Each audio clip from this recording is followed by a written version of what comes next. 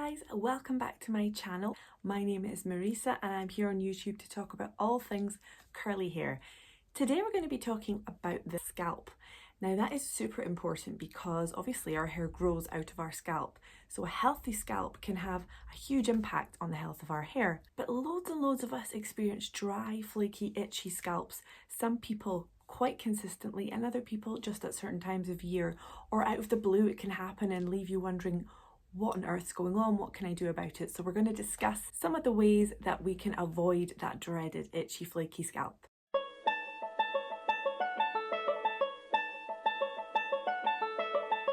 So for me personally, my favourite thing to do for a flaky, dry scalp is an overnight oil treatment on my scalp. And I really like to use this Salve repairing oil treatment, and it's got citrus fruit oils and lots of different natural extracts. It's very lightweight and it smells beautiful but not overpowering, because I've used certain oils in the past which smell amazing, but having it on my head all night made me feel a bit queasy because it was an overpowering smell and it actually affected my sleep, bizarrely.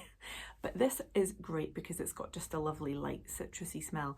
So I just use a couple of pipettes of this massaged into my scalp, put my hair in a pineapple and leave it on overnight, and then I'm going to wash my hair the next day. So I would only do this the night before wash day because it would be too much oil to just leave on your hair. I personally don't tend to take oil down the length of my hair these days because my hair is easily weighed down, but it's fantastic for the scalp. And for me, that's one of my surefire ways to give my scalp a bit of a treat and stop it from being really, really flaky. The second thing I want to talk about is the fact that your scalp is as individual as your curls or your waves. For some people, co-washing is an absolute saviour for their scalps and it solves all their scalp issues.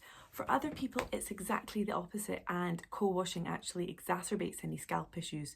So you just need to figure out what works best for you, whether your scalp prefers you to co-wash or to use a sulfate-free shampoo. Some people even find every so often they need to use a sulfate shampoo for the health of their scalp. And if that's what you need to do to not feel like you're going to tear your scalp off your head, then I would say that that's worth it. So as with so many things, it's down to you to decide what your scalp needs and which it prefers and make that decision. Something that can cause a flaky looking scalp and an itchy and not very nice feeling scalp is if your scalp is not actually being thoroughly cleaned. So sometimes what looks like a flaky scalp or dandruff is actually product buildup because you're not actually washing your scalp thoroughly enough. So something that can really help with that is a scalp brush. I show this one all the time. It's from Salve and it's got really, really flexible bristles and I absolutely love it. So if you're having trouble with getting your scalp really, really clean, perhaps you're just not feeling like you're removing all the buildup or product from your scalp, perhaps there's an issue with your hands, a health condition, and you can't actually spend all that time scrubbing, well, this really, really is a game changer. So I absolutely recommend a scalp scrubbing brush, but they're not all as good as each other. I used to have one that I just got from Amazon and the bristles weren't as flexible. They were smaller, rounder and firmer, and I found it really uncomfortable to use. Whereas one of these that's got really bendy bristles, you can really, really go to town scrubbing your scalp and it's not going to hurt. Another thing that's absolutely great for your scalp health is apple cider vinegar, also known as ACV. So doing an ACV rinse, which is diluted apple cider vinegar diluted in water, I usually do a tablespoon of the apple cider vinegar and a cup of warm water. Make sure you use warm water because in the past I've done it with cold without thinking and then poured it over my head and got a shock. So warm water, massage it in. If you want, you can even use a bowl to catch the rinse that's dripping off your hair and then pour it back over your hair a few times. Really, really massage it in. You can leave it on 10 minutes and then just go about the rest of your wash day. You can either do it at the start before you wash your hair or you can do it after you wash your hair. The choice is yours. Another thing you can do to make sure your scalp is really, really clean and remove any buildup is a raw sugar scrub. You know, that really chunky brown sugar. And mix some of that in with a conditioner and just use it like a co-wash. It feels amazing and it will really get any buildup off your scalp as well. When it comes to a really, really itchy scalp, a very common culprit is something, well, two things really, called the itchy M's. And I am not even going to attempt to pronounce them, but I'm going to put them on the screen.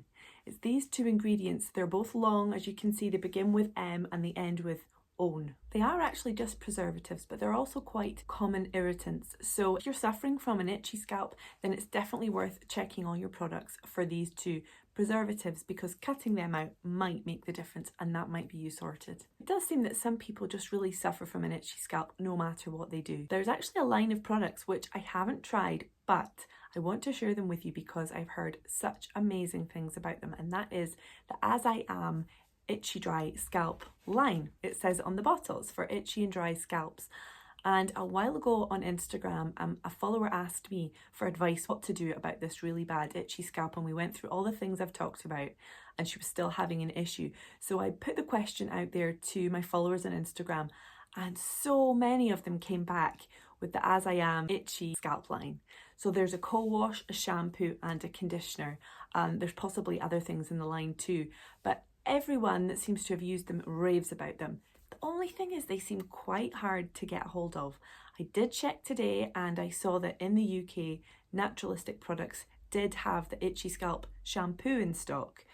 The co-wash, I found it on Amazon. I will pop the links to the places I did find them in stock in the description, and you can have a look. The response from my followers was overwhelmingly that these were amazing products if you're having problems with an itchy scalp.